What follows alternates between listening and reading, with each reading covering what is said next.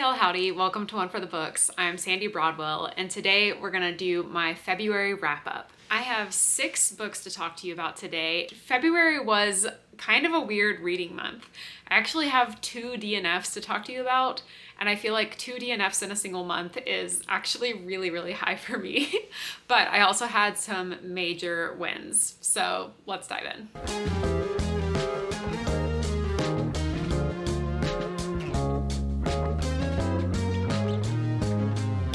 First up, and definitely my favorite book of the month, bar none, is Labyrinth's Heart by M.A. Carrick. This is the 3rd and final book of the Rook and Rose trilogy. This book also elevated Marie Brennan into an auto-buy author for me. Marie Brennan is one half of M.A. Carrick. She is also the author of the Memoirs of Lady Trent series, which started with A Natural History of Dragons. I absolutely loved all 5 books in that series, and this is now one of my favorite series of all time. Of all time. Oh, what a great way to kick off February. In case you are unfamiliar with the Rook and Rose trilogy, this is a Venetian-inspired setting, and it has everything. There are masked vigilantes, there is court intrigue, there's government conspiracies, there's secret cults, there's mafia wars and societal unrest, and ancient gods. This series has it all. The characters in this series are some of my favorite characters of all time, particularly, of course, the 3 main characters who are Ren, Vargo, and Gray. I absolutely love these characters with my whole heart. Our primary main character is Ren. In the first book, she is a con artist. She grew up as kind of a street urchin and a pickpocket and swindler, and now that she is a grown woman at like 18, I believe, she is trying to infiltrate a noble family in order to rob them blind. Of course, along the way, things get really complicated, and she finds out that not only is the noble family that she infiltrated actually fairly broke, but also turns out she kind of likes them. I don't really know what else to say about this series. It's, as I've pitched before, it's like Mask of Zorro meets Bridgerton, but without the smut and just like amazing found family and strong character relationships. I want to reread this series already. I won't because they're chunky, and I have many other books that I would like to read this year, but I love it so much. My second book of the month is my first DNF, unfortunately, and this was We Will Rise, which is an anthology that was put together and edited by Karen Lord and Malka Older and some other sci-fi authors that I've at least heard of and appreciate in concept. The subtitle for this collection is Speculative Stories and Essays on Protest, Resistance, and Hope. So I thought that sounded really good. Literature Science Alliance, Angela pitched this on her channel recently, and I picked it up because I heard about it there, and I just thought that that theme sounded really great. And again, it is, but I just didn't love it. I read pretty much exactly to the 50% mark, maybe like 47% or 49%, I forget. I really loved the nonfiction essays that kind of theorized around sci-fi and resistance and protest and these sorts of themes. But I actually didn't really find any of the fictional short stories to be very compelling. I just didn't care about really any of the things that happened or any of the characters. So again, some of the concepts were interesting, but I just honestly felt a little bored while reading it. My favorite of the first half of the book was definitely a book about gardening as resistance by Ursula Vernon, which is the real name of the author, T. Kingfisher. So that part was my favorite, but again, I was just kind of bored reading it. I didn't like it as much as I thought I would, and so I just kind of gave up. Next up, I read Everybody Wants to Rule the World Except Me by Django Wexler. This is the 2nd and final book of the Dark Lord Davy duology, which started with How to Become the Dark Lord and Die Trying. How to Become the Dark Lord and Die Trying, like I pitched in my January wrap-up, is like if you like the movie Deadpool and the reading experience of Dungeon Crawl scholar Carl, you probably fit within the Venn diagram of people who would like Dark Lord Davy. It is very raunchy, silly adult humor in which our protagonist, Davy, is a woman who has woken up in a fantasy world, unsure how she got there, and she is stuck in a time loop where every time she dies, she respawns at the same place, and there's a wizard there waiting for her saying, "You're the chosen one, and you have to save the realm from the Dark Lord." Unfortunately, by the time the first book starts, Davy has already relived the sequence of events thousands of times and been through as many different iterations of things that could possibly happen as you can imagine, and she's sick and tired of it. She's never won. The Dark Lord always wins in the end, and she finally decides, you know what, screw it. This time around, I'm gonna be the Dark Lord. Of course, the catch is that by the time Davy goes through the process of becoming the Dark Lord through book 1, she finds out that she actually cares about the people that she has subjugated, and the plot of book 2 is that the creatures that she works with as the Dark Lord are like orcs and wildlings and all of the kind of non-human creatures of the world, and their goal is to kill all the humans. Of course, Davy is a human, so she doesn't actually want this to come to fruition, and so as now the appointed Dark Lord at the end of book 1 and book 2, she has to figure out how to make that not happen. It's fun, it's a silly romp. To me, it's like somewhat obvious that it's a male author writing from a horny female perspective, and so it's a little bit, I think, unrealistic of how an actual human woman would behave, but also like she's a human woman that has like respawned thousands of times and is very much over it, and I think the tone was just right for that sort of story. Next up, I read a nonfiction book, which I'm actually not going to talk about. This was my secret read of the month because I am working on a larger project, which will be revealed after I've read several more of the books for the project. For now, I'm keeping it to myself, so sorry to tease you with it, but it was a nonfiction book. It was really, really good and very informative, and I did have a good time reading it, so that's my secret read of the month. Next up, I read Brigands and Bread Knives by Travis Baldree. This is technically book 2 in the Legends and Lattes series, but is the 3rd book overall in the world because Legends and Lattes was the first book, and then a prequel was published called Bookshops and Bone Dust, and now Brigands and Bread Knives follows one of the side characters of Bookshops and Bone Dust as the main character in this one. So for me, this was like a 3-star read. I think I've decided that I'm done with this world. If Travis Baldree continues to publish more books in this world, that I'm not going to pursue them, which is a little bit of a bummer because Legends and Lattes for me, it was a 5-star read. I absolutely loved the cozy kind of magical vibes that I felt when I was reading that book, and none of the other ones have really captured that for me.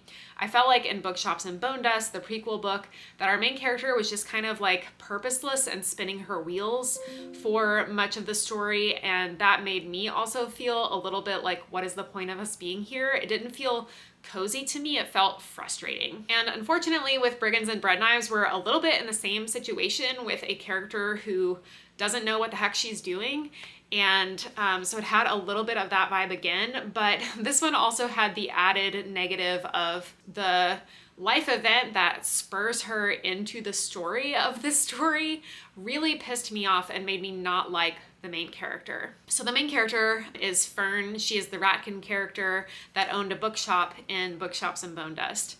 In this book, it starts off, she is traveling to the city where Viv, the orc, lives and wants to set up a bookshop right next door. Again, cozy premise. It sounds like it's going to be a good time. And Viv kind of drops everything to help her friend Fern accomplish this dream, and they help her acquire the shop and renovate it and get it all set up and do the business plan and find her a place to live.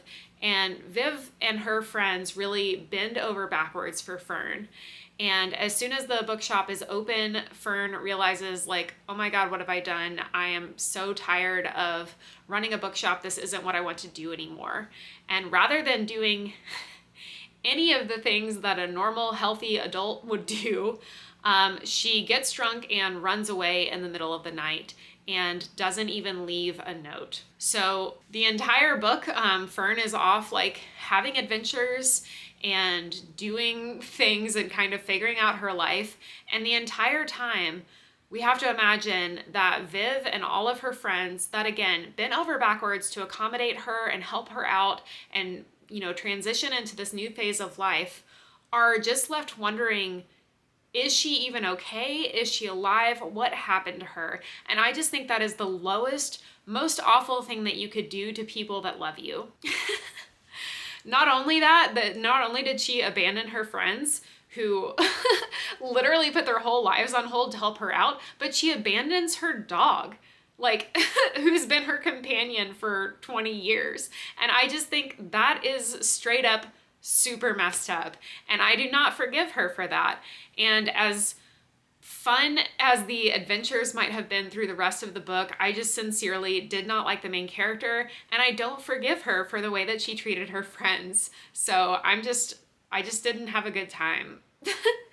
Again, the rest of the story was interesting and somewhat entertaining, but I just wasn't sold. Also, I think that this is miscategorized if it is called cozy fantasy. It did still have a hopeful note overall, and things all worked out in the end, but I don't think that makes it cozy. It was really just kind of a normal fantasy book with normal fantasy adventures happening. While I think that the first book and the prequel would qualify as cozy, this one definitely doesn't. Again, not a bad book, it just wasn't for me. And then finally, my last book of the month is also my second DNF. And this one makes me sad because my mom recommended this book. She read it years and years ago, but she still had it, and when she was going through her books recently, she lent it to me thinking that I would like it. And so it was really disappointing to me that I didn't, especially because this book has a lot of things going for it that I should have really liked. Dance Upon the Air by Nora Roberts. This is my first ever Nora Roberts. I know she has like 7 million books, so it's kind of surprising I've never picked up anything by her before, but this one didn't sell me on picking up any more of her books, unfortunately. So in this book, our main character is named Nell, and she is running from an abusive marriage. She literally faked her death in order to get away from her psychotic husband who beat her all the time. Unfortunately, her husband is also a major celebrity, and so she kind of has to change her name and appearance and everything in order to live a secret life and be out from under him. So the story is about Nell finding this place on the opposite coast from where she lived with her husband. It is a small island called Three Sisters Island, and it is very cozy island, small town vibes. I love the beachy feel. She gets a job at a literal bookshop cafe and becomes the new baker at the cafe. The lush descriptions of all of the pastries and things that she makes are just so cozy and delicious and awesome. And I really loved how everyone in the town knows each other and how they all look out for each other and gossip about each other. It very much was an atmospheric read. On top of that, the lore of the island and why it's called Three Sisters Island is supposedly back during Salem witch trials era. This island was created by 3 witches who were trying to escape from the mainland, and they were of course sisters. Nell, when she returns to the island, meets up with these other 2 women and is told that she is a descendant of one of the 3 sisters and that she is actually a witch. This has so much going for it that I really should have loved. Unfortunately, our love interest in this story is Sheriff Zach, and I could not stand him. He gave me such big time heebie-jeebies.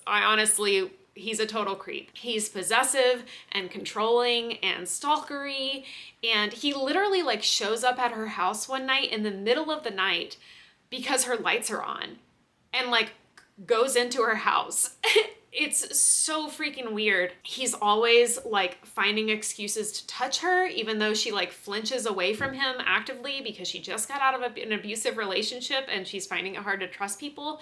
And he's still finding excuses to touch her and be around her, even though she's clearly uncomfortable, because he's oh, she'll get used to me. She specifically tells him that she is not interested in a relationship multiple times, and then he kisses her anyway and is like, well, you'll just have to work me into your schedule. He also finds out that she was previously in an abusive relationship, and then at one point in the story he gets mad and they have a conversation about it, and he's like, yeah, well, I know how to get angry without hitting a woman.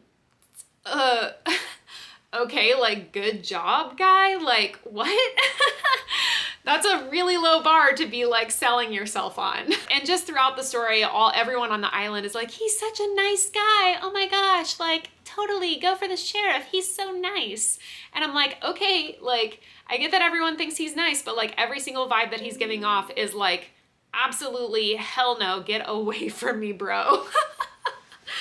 I think I could have gotten over this and dealt with it for the like incredible like island cozy small town vibes and the like cool witchiness of it all. But unfortunately at, where am I, 186 pages in, which is pretty much exactly the halfway point of the book, almost nothing has happened that is witchy yet. There have been some like sparks that happened when she like touched the other two women who were supposedly witches, and she like felt something, and she like got to see one of the other witches perform a ritual. And that's literally all that has happened that has been witchy so far, and that is not enough to make me put up with the 90% of scenes that have this creepy dude in them. Sorry, Mom.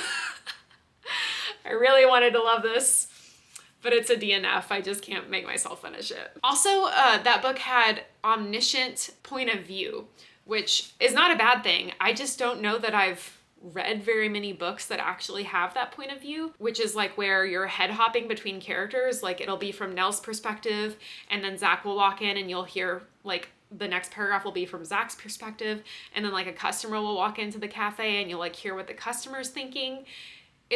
It's not a bad thing. Again, it's just odd, and I don't see very many stories that utilize that. I don't think I love it, but it wasn't a mark against this book. It was just something interesting about it. So that's it. Those are the 6 books that I attempted to read for the month of February. Definitely favorite book of the month, and I'm sure will be one of my favorite books of the year. Labyrinth's Heart has elevated not only this series, but this author as absolute favorites of all time. And I really, really hope that I can convince more people to read this. It is definitely underhyped. Please let me know what your favorite read was in the month of February, or if you've read any of these books and had differing opinions from me, I'd love to hear what you thought of them as well. Thanks so much for hanging out and tuning in for a little bit today. As always, please be kind, read more books, and hit the subscribe button below for more bookish content to come. I'll see you again soon.